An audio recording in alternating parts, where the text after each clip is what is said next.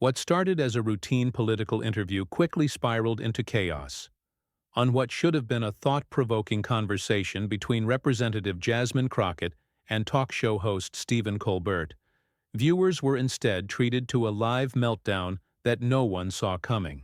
Heated words, boiling tempers, and an unexpected ending that left the nation stunned. This was not just another episode of late-night television. It became a defining moment neither side could walk away from quietly. Make sure to like and subscribe, so you do not miss a second of what went down. The lights were bright, the crowd was eager, and the stage was set.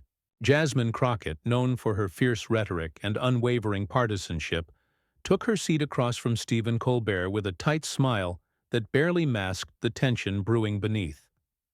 This was not her first appearance on national television, but there was something different about this night. Colbert, usually playful with political guests, had a certain edge in his posture, as if he had already decided the evening would not go quietly. The segment began innocently enough. Colbert offered his typical monologue-laced charm, poking fun at recent headlines and easing the audience into the moment. But as soon as the conversation turned to government accountability and media bias, the tone shifted. Crockett leaned forward, ready to strike. "Stephen," she began, "we both know your platform controls the narrative. When was the last time you invited someone on here who didn't echo your politics?" The audience stirred. It was a direct challenge, not just to Colbert, but to the very foundation of his show. His smile faltered for a moment, then returned, sharper this time. "Congresswoman, if you're suggesting that I curate guests to match my beliefs, then maybe you misunderstand the nature of satire," he replied, his voice measured but cold. She wasn't backing down. "Satire?" she repeated, her voice rising slightly. "You use humor to soften bias, but the message remains the same. You don't mock ideas anymore, Stephen.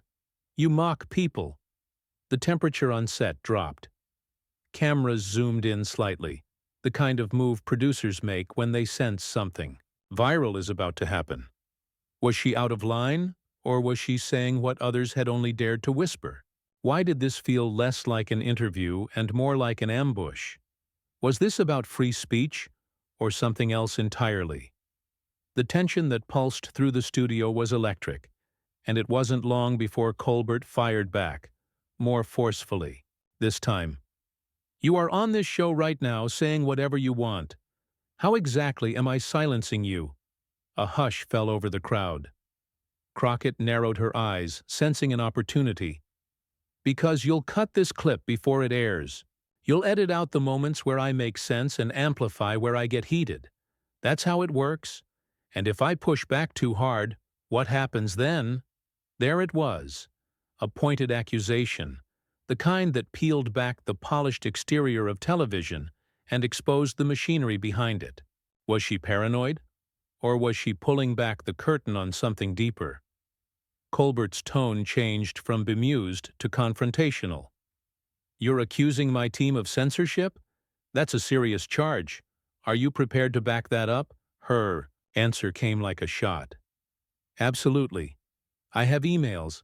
I have timestamps. I know what got cut last time I was here." "You want to go there, Stephen? Let's go." The air crackled. Viewers watching at home leaned in, mouths open, unsure whether this was real or rehearsed. But it was all real. Too real. The producers behind the camera exchanged glances. The crowd had gone silent, the usual laughter cues abandoned. What happens when the veil of entertainment is torn off live on camera? Who gets to control the narrative then? Crockett leaned in again. "You want truth? Let's talk about what you never air. The policies you twist, the voices you mute, the games you play. For ratings, this isn't about debate. It's about dominance." And for the first time, Colbert lost his words. His mouth opened, but the retort never came. Something in her voice had struck a nerve, not because it was loud, but because it was direct, brutal, unfiltered. Where was the line between showmanship and suppression? Between disagreement and dismissal? Was this just political theater, or the unraveling of something bigger? The moment hung in the air like static. Crockett sat back, proud but not smug. Colbert stared, uncertain whether to continue or call for a commercial. But the damage was already done. The next move would not come from him. The control room scrambled. Producers hovered near the stage, unsure if they should cut the feed or let it burn. But no one was prepared for what came next. The silence broke, not with a joke, not with a retort, but with movement. A stagehand appeared at the edge of the frame, hesitant, as if waiting for a signal that never came. Colbert raised a hand slightly, dismissing the interruption, but the tension on set was no longer manageable. What had begun as a war of words had turned into something uncontainable. Crockett had shattered the illusion. She was not there to banter. She was there to confront. Colbert leaned forward, voice low now as if speaking through clenched teeth. "This is a comedy show. You do not come here to lecture the audience like a prosecutor." Crockett did not flinch. "Then maybe you should stop inviting elected officials if you can't handle hard truths. Or is it easier when they smile and play along?" The audience, unsure whether to cheer or recoil, stayed frozen. A few claps broke out, but they were quickly silenced by the gravity of the moment. No one had ever talked to Colbert like this. Not on his own stage. Not without the protective cushion of laughter or self-deprecation. Crockett pressed on, her voice calm but deliberate. "This is the problem with the bubble you live in, Stephen. You mock what you do not understand. You ridicule instead of engage. When someone comes here with a perspective you cannot predict, you panic." Colbert's jaw tightened. "Do you think shouting your way through an interview makes you courageous?" "I think telling the truth in a room built on falsehoods is courageous," she said. "And right now, the truth is making you uncomfortable." It was a standoff, but the power had shifted. Colbert, usually the one guiding the narrative, found himself reacting, recoiling, calculating. The polished rhythm of the show had fractured. The safety net was gone. From backstage, voices buzzed in Colbert's earpiece. The control room had lost its grip. Segment timers were off, audience response was unpredictable, and social media was already lighting up. Clips were being clipped. Edits would not save this. And still, Crockett kept going. "Let's talk about how you painted people like me as extreme, when all I did was fight for communities you've never set foot in.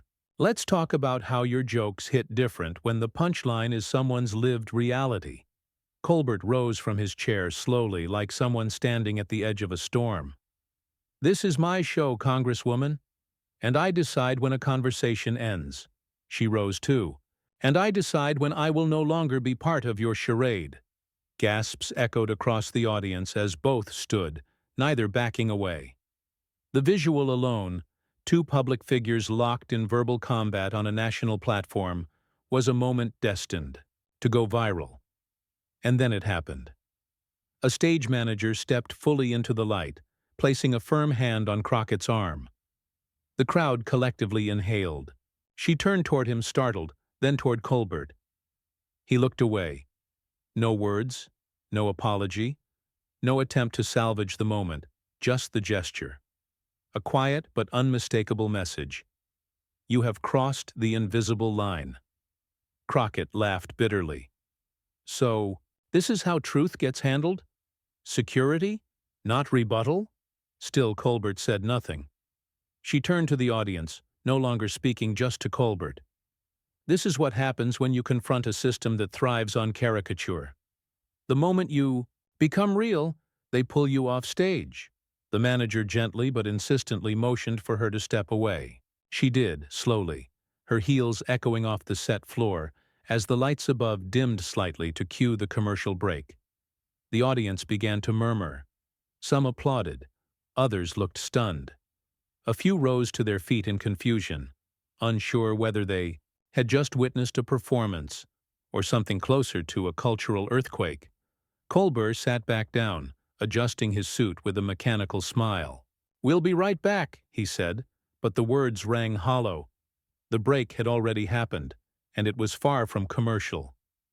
Backstage, Crockett removed her microphone and handed it to a trembling production assistant. She said nothing more, her expression unreadable. She had not been defeated. She had not even been silenced. She had simply been removed. But what happens when someone walks into a lion's den and refuses to be the prey? When the audience no longer laughs, but listens? When the script breaks, and the truth writes its own ending? The story was far from over, and Colbert, for the first time in years, no longer looked like the man in charge. The commercial break never ended, not in the minds of those who had witnessed what just unfolded. Social media had already erupted. Clips from the confrontation spread across platforms in real time, unedited, raw, and without the polish of late night post-production. Hashtags trended not with jokes or punchlines, but with outrage, admiration, and a deep divide of opinion. Jasmine Crockett had not just been removed from a set. She had detonated a live broadcast. Back in the dressing room, she sat alone, her phone vibrating non-stop. Messages poured in. Support from unexpected voices, condemnation from predictable ones, and media requests from every outlet scrambling to control the narrative. But Crockett remained still. This wasn't about fame. It never had been. It was about being heard in a place designed to filter voices like hers through the lens of mockery. Meanwhile, on the studio floor, the atmosphere remained unnervingly quiet. Colbert returned to his monologue, but his usual rhythm was fractured. The punchlines fell flat. The crowd, still processing what had happened minutes before, could not pretend everything was normal. Even his most loyal audience members were exchanging glances, whispering in uncertainty. He had built a career turning discomfort into comedy, but this was not discomfort. This was disruption. Backstage, his executive producer pulled him aside. "Stephen, it's already everywhere. We need to address it before the show ends." He nodded silently. But there was hesitation. For the first time in recent memory, Colbert looked unsure. The control he had always wielded with effortless charm now slipped through his fingers.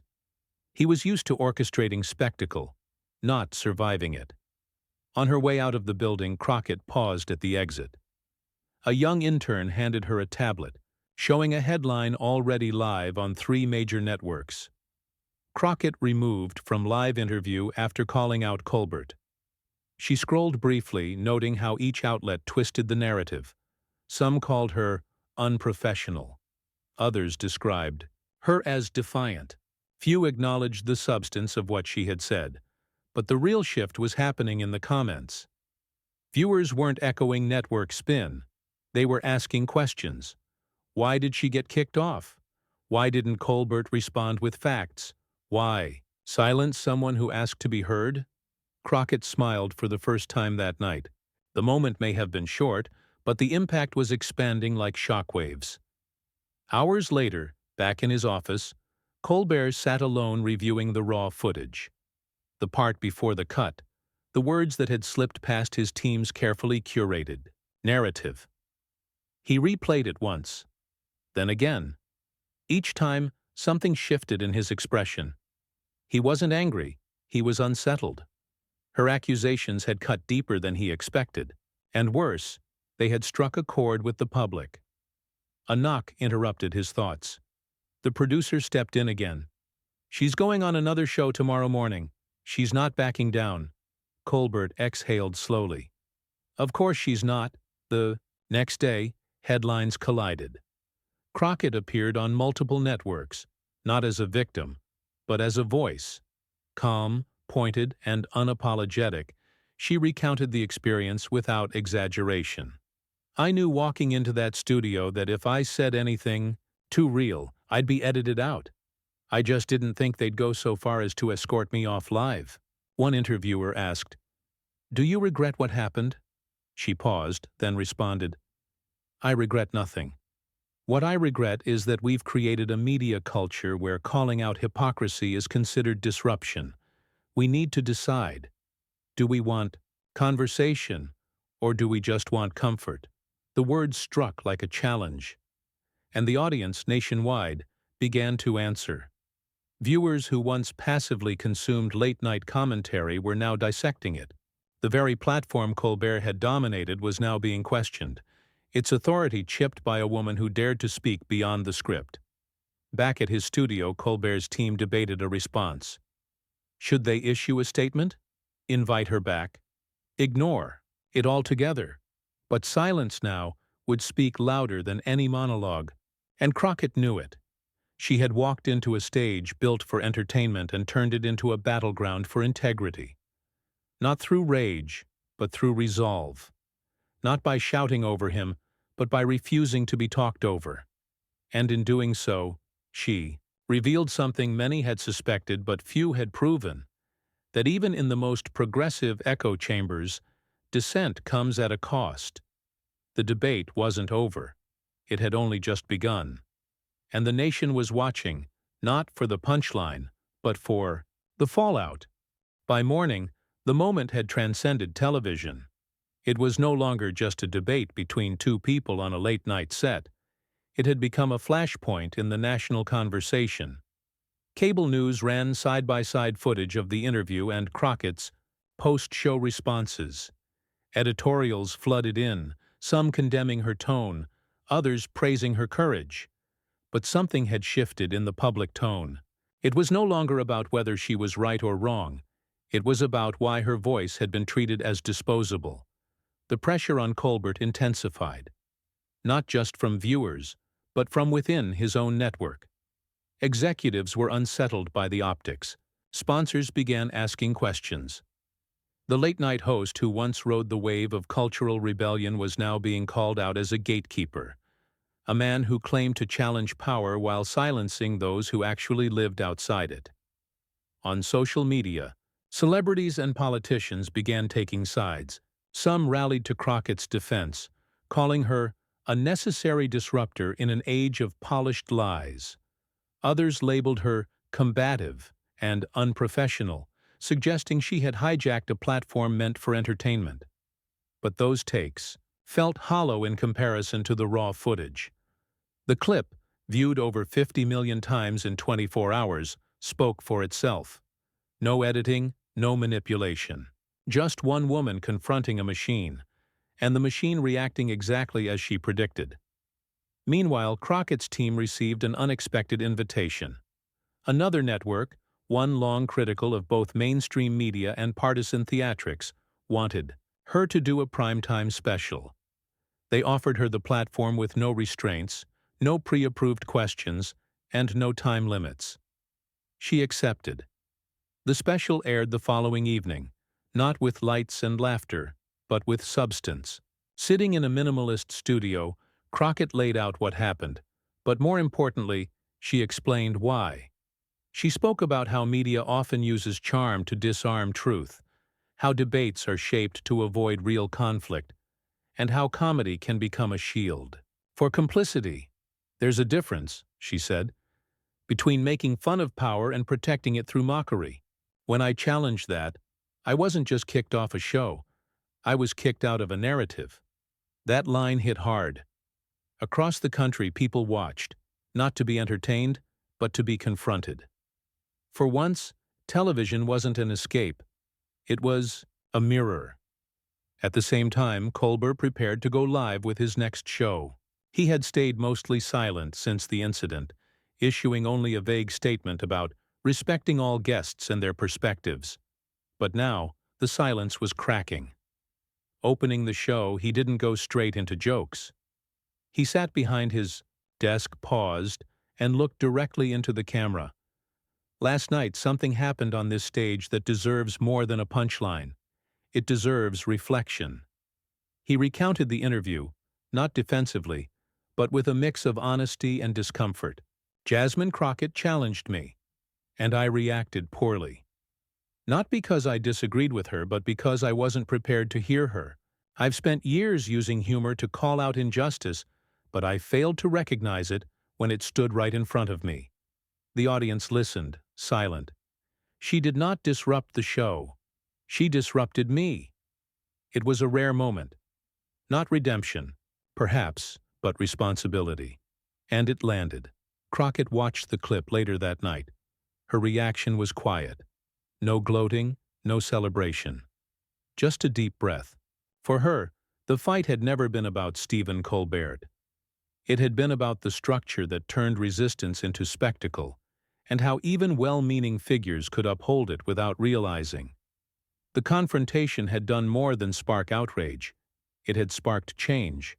Journalists began revisiting how they framed their interviews. Other shows started inviting guests with opposing viewpoints without demanding they soften their words. Across media, subtle shifts took place. Producers gave guests more time to respond. Scripts became less sanitized. Gatekeepers were now on notice. And perhaps most importantly, viewers changed. They began asking tougher questions, not just of politicians, but of the people who claimed to speak for them. The late-night echo chamber had been cracked, and the echo that followed was not laughter, but thought. Still, Crockett wasn't done. 1 week later, she was scheduled to appear at a live political forum in Washington, one attended by prominent lawmakers, media figures, and citizens from across the spectrum. Unlike Colbert's studio, this would be her territory. No applause signs, no commercial breaks, just microphones, cameras, and truth. The question remained: would her next confrontation be welcomed, or would she be silenced again? The lights in the Washington Forum were stark, not theatrical. There were no makeup chairs or scripted warm-ups, no pre-show antics to prime an audience for laughter. Instead, rows of solemn faces sat forward, pens poised, cameras blinking red. This was not entertainment. It was exposure. Jasmine Crockett stood center stage, not with flash, but with force. The room buzzed, not with applause, but with anticipation. Her recent clash with Stephen Colbert had elevated her beyond punditry. She was no longer just a political figure. She had become a symbol of refusal to be minimized, to be handled, to be laughed off the stage. A moderator read her introduction plainly. No fanfare, just facts. And then the questioning began. They came from all sides. Lawmakers pressing her on policy, journalists baiting her with the same talking points that had led to the fallout on live television, political opponents trying to frame her fire as instability. But Crockett didn't flinch. She responded not as a guest begging for time, but as a voice demanding it. "I've been accused of being angry," she said, as though anger is not an appropriate response to being silenced. A hush fell. Then a pause. Then the first ripple of applause. Not planned, not instructed, but spontaneous. From there, the tone changed. The crowd leaned in. No one interrupted. No one tried to outmaneuver her with irony or smugness. She had already proven she could dismantle performance with presence. Midway through the forum, a familiar voice echoed from a panel in the back. Stephen Colbert. He had not been scheduled to appear, but showed up at the last minute, unannounced. A gesture, perhaps, to reclaim control, or to relinquish it. The moderator glanced toward him, surprised. "Mr. Colbert, would you like to ask a question?" He stood, adjusting his suit like armor, but his voice carried none of his usual cadence. "No joke this time. Just one question." He looked directly at her. "How do we fix the spaces we broke?" The room froze. Crockett studied him. It was not a trap. There was no sarcasm tucked behind his words. "Just a question, stripped of ego," she answered slowly. "You start by listening. Then you amplify, not by speaking over people, but by making room for them. And most of all, you stay uncomfortable." No cheers followed. Just silence, the heavy kind that signals a shift. Colbert nodded, then sat down. It was not an apology, but it was the beginning of a reckoning. After the forum, Crockett didn't do a victory lap. There was no press conference, no victory montage. She slipped out the back quietly, as crowds swelled outside not to gawk, but to thank. People of all stripes approached her with stories. Stories of being shut down, talked over, dismissed with a smile. And for the first time, they felt seen. Back on television, networks scrambled to adapt. Crockett's confrontation had cracked the illusion of control. Suddenly, producers realized the real danger wasn't guests who went off script. It was the scripts themselves. Guests like her were no longer risks. They were revelations. In the weeks that followed, Colbert addressed the incident again. This time, with humility. He admitted the show had failed that night, not because of what was said, but because of what it tried to stop from being said. And Crockett, she didn't just gain attention, she gained ground. Invitations came not to perform, but to lead. Universities sought her for lectures on media responsibility. Advocates reached out for collaboration. Even rivals began recalibrating their strategies, realizing that authenticity, once a liability, was now the only currency that mattered. She had been thrown off a set, but she walked into a movement. And so, the woman once silenced on a comedy show now stood at the center of a national conversation that no longer fit inside a monologue. A conversation that could not be edited for comfort or punctuated with applause. A conversation that asked not who gets to speak, but who has been speaking all along, only to be ignored. Jasmine Crockett had not demanded the spotlight. She had taken the risk of standing in it, unfiltered. And in doing so, she didn't just win a debate, she changed the room.